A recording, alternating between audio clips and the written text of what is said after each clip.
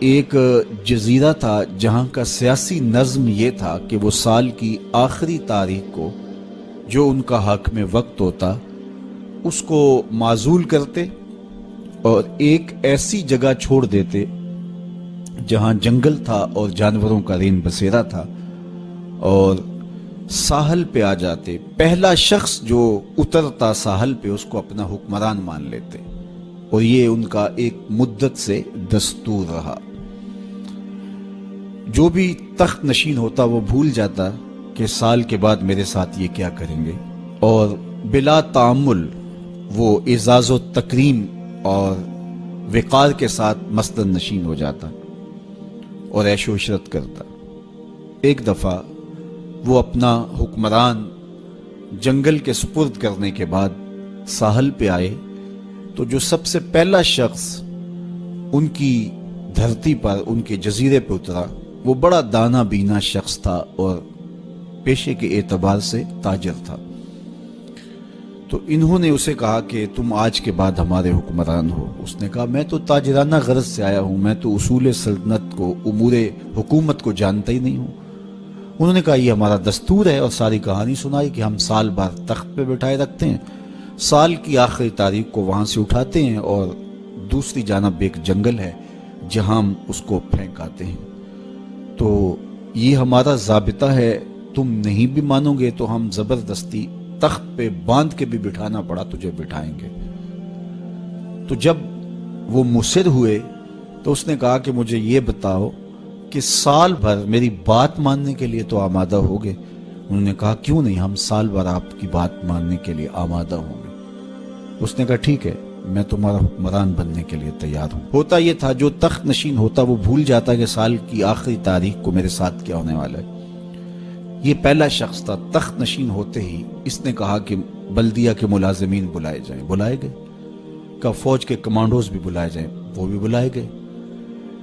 اس نے ان کو کہا کہ تم جاؤ جنگل میں جہاں بادشاہوں کو پھینک کے آتے ہو اور وہاں کے موذی جانوروں کو کاٹ دو۔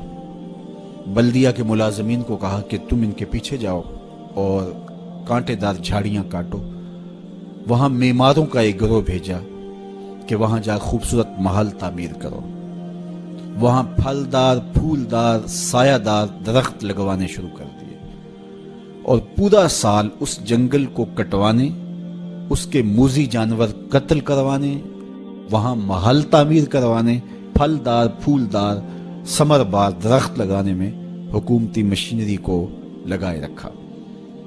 جب سال کی آخری تاریخ ہوئی تو ہوتا یہ تھا کہ جب بھی بادشاہ کے پاس وہ آتے کہ اب تجھے اس جنگل میں پھینکنے جا رہے ہیں تو وہ چیختا روتا، ہائے مجھے کدھر جا رہے ہو، میں تو موذی جانوروں کا لقمہ بن جاؤں گا، اور اس کو زنجیروں میں جکڑ کے اس جنگل میں پھینک کے آتے۔ وہ کہتے ہم نے پہلے دن آپ کو بتایا تھا۔ رومی علیہ رحمہ فرماتے جب وہ زنجیریں لے کر آئے تو اس کو کہا کہ ہم تمہیں وہاں پھینکنے جائیں گے۔ تو اس نے کہا کہ زنجیروں کی کیا ضرورت ہے، میں خود چل کے جانے کے لیے تیار ہوں۔ رومی کہتے ہیں کہ یہ یہاں بیٹھ کے تخت پہ اس فکر میں لگا رہا جہاں اس نے جانا تھا، اور اس کو پتا تھا کہ یہاں تو ایک سال بھر کے لیے آیا ہوں، تو میں نے تو پھر بقیہ ساری زندگی اس جنگل میں کاٹ دی ہے، اور وہاں بچھو ہیں، وہاں سانپ ہے، وہاں موذی جانور ہیں، وہاں بھیڑیے ہیں، چیرنے پھاڑنے والے درندے ہیں، وہاں کانٹے دار جھاڑیاں ہیں۔ تو وہاں وہ جھاڑیاں کٹواتا رہا اور ایسے جانور مرواتا رہا، اور وہاں کنویں کھدوائے، وہاں پھلدار پھولدار درخت لگوائے، وہاں محل تعمیر کروایا۔ تو اس نے خوشی سے کہا مجھے کیوں جکڑتے ہو، میں تو چل کے اس جگہ پہ جانے کے لیے تیار ہوں، اس لیے کہ اب وہ جنگل اور خوفناک جھاڑیاں نہیں رہی بلکہ وہ ایک خوبصورت باغ بن چکا ہے، اور وہاں موذی جانور نہیں رہے، وہاں پرندے چہچہا رہے ہیں، کوئلوں کی دل آویز صدائیں ہیں، وہاں بلبلوں کے چہچہے ہیں، تو میں تو وہاں جانے کے لیے تیار ہیں۔ تو انہوں نے کہا کہ ہم بھی ایسے ہی بادشاہ کی تلاش میں تھے کہ جو مستقبل کی بہتری کا ضامن بنے۔ تو کہا کہ جناب آج سے ہم اپنا قانون بدلتے ہیں، آپ تخت پہ ہی رہیے، جس طرح جہاں جانا تھا وہاں کے لیے آپ نے پورا سال محنت کی اور اس کو گلزار بنا دیا، تو آپ تخت پہ بیٹھیے اور آج کے بعد آپ ہمارے مستقل حکمران ہیں اور اس ملک کو گلزار بنا دیجئے۔ رومی فرماتے ہیں جس طرح وہ شخص تخت پہ بیٹھا اور تخت پہ بیٹھ کے اس کو فکر وہاں کی لگی رہی جہاں اس نے مستقل جا کے رہنا تھا، کہا کافر دنیا کے تخت پہ عیش و عشرت کرتا ہے اور وہ بھول چکا ہوتا ہے کہ میں نے بالآخر کہاں جانا ہے۔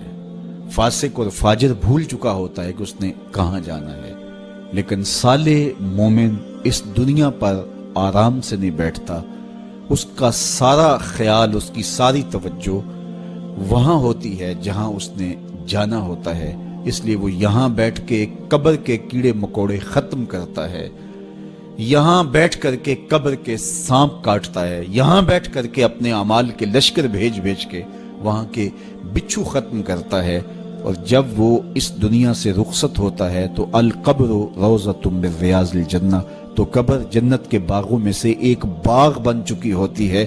تو میرے رب نے کہا کہ ہر جان یہ دیکھے اس نے آنے والے کل کے لیے آگے کیا بھیجا ہے۔ پھر فرمایا واتقوا اللہ، اور اللہ سے ڈر جاؤ، ان اللہ خبیر بما تعملون، جو تم کرتے ہو تمہارا رب اس سے باخبر ہے۔